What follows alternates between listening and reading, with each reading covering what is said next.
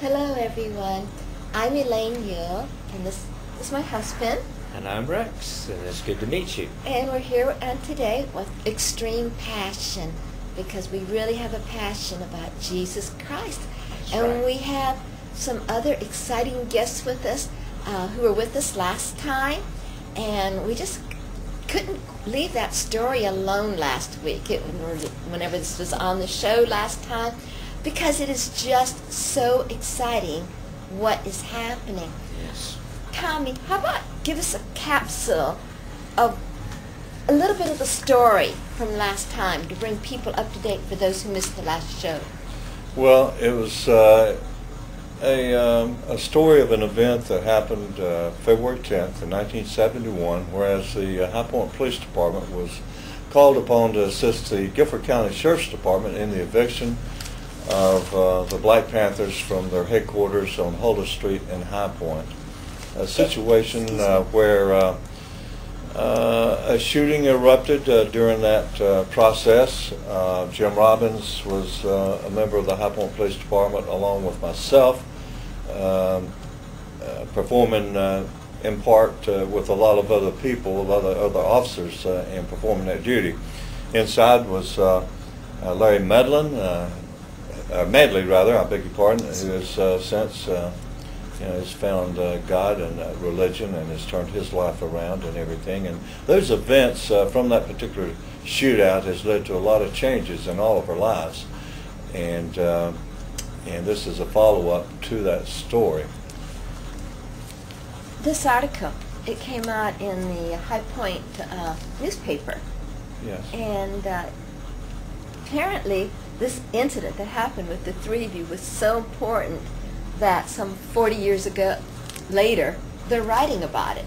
And it's quite an extensive article, isn't it? Well, it is. It was a story that reached national news.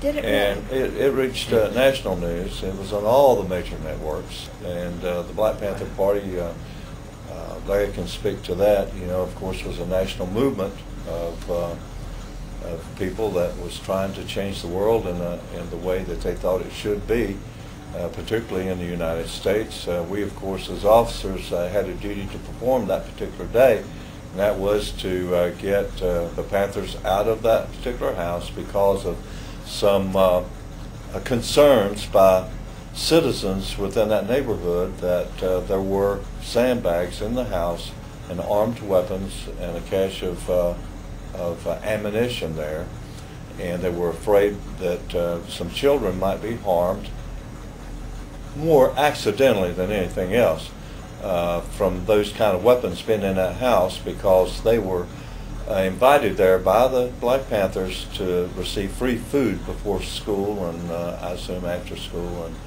and so forth. And we were called to evict them, and a firefight broke out when Officer Shaw Cook was struck down by the first shot fired out of the south end of that house. Wow. So when he was shot, and you said he was struck down, what actually happened? Well, Shaw Cook was hit with a .30-06 in the chest, blew part of his lung out his right side. It was a steel jacket bullet with no lead tip, which means it mushroomed, exited his side, came down through his arm, traveled, and from what I have been told, the majority of the bullet came out of his wrist area. He had no vest on. Doctors later said that if he had, he would have probably died. The bullet would have took a different path. But as it turned out, it was what we call a miracle that he survived that day. It was a very cold February morning, and approximately 6 a.m. We had an ambulance standing by just in case there was a firefight, and that was one thing that helped him. And when he was struck, he fell, crawled about 4 feet, and then rolled over on his back. At which time a couple officers came to his aid. Officer Gillespie, I think, came. Lieutenant Pendry. Lieutenant Pendry looked down at him and said, he's gone. Wow. interrupt you for a minute? I mean, he's gone. I mean, he's literally has died. He thinks there's no way he's coming back. Jim, okay, you were in the Marines and now you're in the police force. Right. I mean, did it ever occur to you that maybe you would have to face death?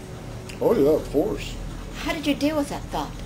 Well, that's a tough question. I know. And I think each and every day you still wrestle with it, even like today. And whatever comfort that you have, if it's through religion or whatever, and knowing Jesus, you've got to reconcile what you're living and what your experiences are. And of course, in the Marine Corps, I was a Vietnam vet, and death was all around me all the time at that particular time period of my life. And when I got on the High Point Police Department, to be honest with you, I didn't feel as though I was in as much danger as when I was on the High Point Police Department. And what I find really astounding, back when that actually happened, to me it was no big deal.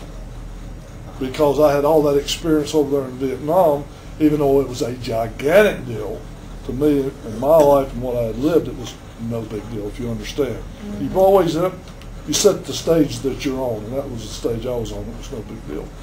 But, you know, and as far as it goes, I wasn't where Shaw Cook was. I just heard about it. And Tommy is more, he's more of a hands-on, I'm more of a, I sort of watch a little bit. He's more of a hands-on guy. He's got to get in there and mix it up. He's got to find out, okay, did that happen because of this, or did that happen because of that? Mm-hmm. And then he also wants to know, and I'm talking about Tommy, he also wants to know, why did it happen like that? Mm-hmm. And then see, interesting thing that Tommy said often, but I will vouch for this. Our Lieutenant Shaw Cook was a stoic individual. He was from Connecticut. He was a gruff kind of individual, very little humor. And actually there was some time period, some people back there on the department at that particular time didn't really care that he was the one that took the round. As a matter of fact, there was some that took pleasure in knowing that he's the one that took the round.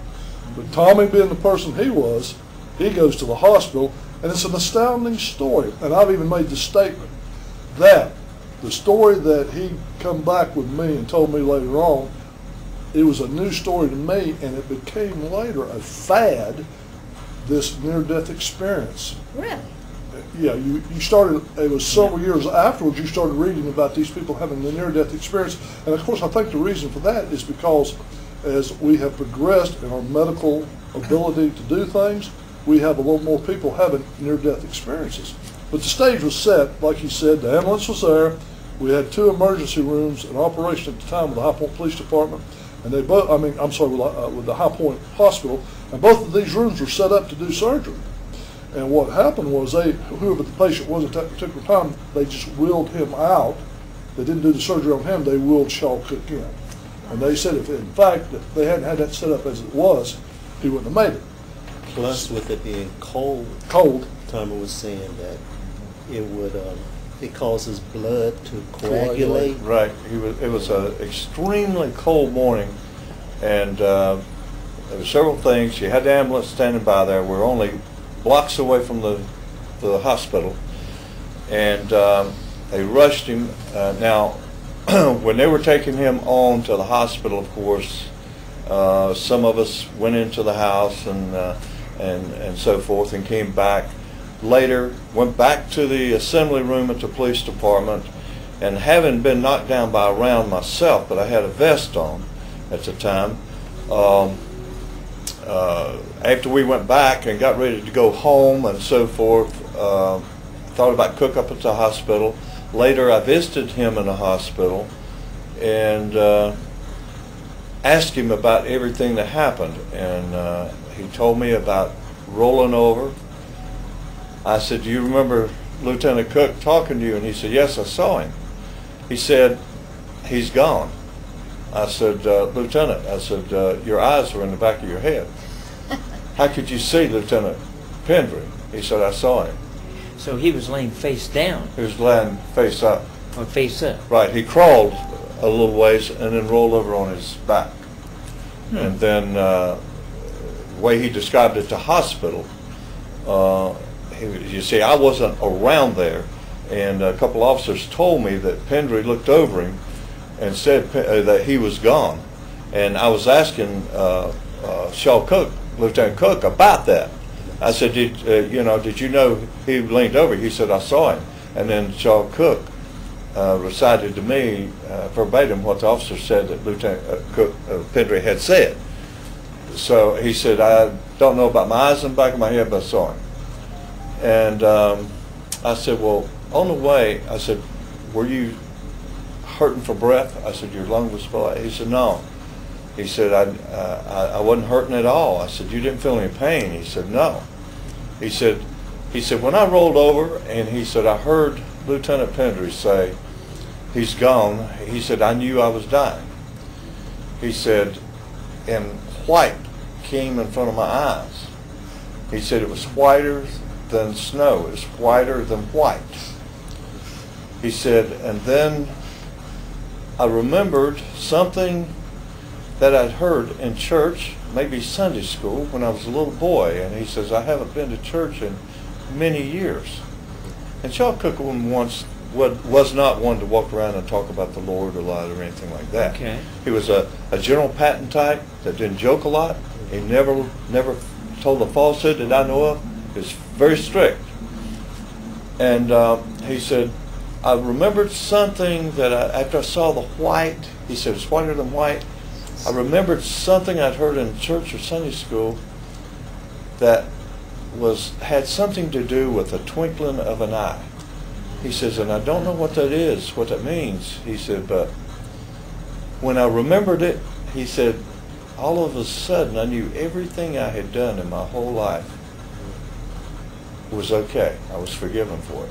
And he said, then a warmness came over my body. It like came over from feet up, he said, and it was the most wonderful feeling I ever had in my life.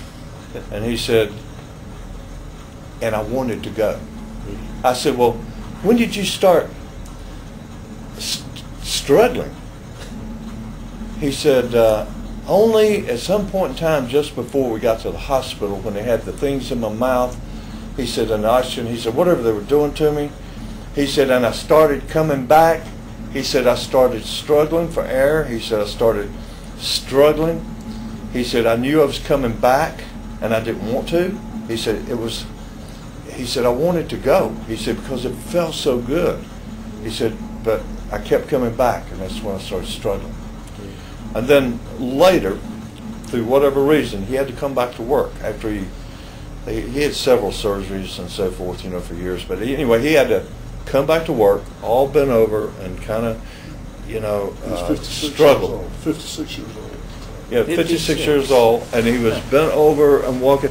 And we had 2 calls after that I recall that was significant, I think. One was we had a hostage situation on Futrell Street. A gentleman was holding his pregnant wife hostage with a Mauser rifle. 2 officers had come to the door to answer the call, and he had threatened them and told them he would shoot them if they didn't get off his porch. And in fact, fired through a police car, which went all the way through the front end of the car, through the firewall, through the door, into the bank. And we had the house surrounded, and Shaw Cook, in that condition, was able to talk his way into the house. And I actually saw inside the window when he was sitting on a chair with a man on the sofa with his wife with a gun pointed at her, talk him out of that gun. Now I'm going to fast forward it a little bit more. We get another call sometime later down in toward Jamestown off of High Point Road somewhere. A gentleman had a rifle and threatened to shoot the first officer that came in his front yard. Officer McDowell and I responded to the call. On the way to the call, out there about where Montlou and Lexington Avenue intersects, he asked us to signal 7 with him at meeting. So McDowell's patrol car, my patrol car, we meet. Up drives Lieutenant Cook. He hobbles out of the patrol car. And about that time, up comes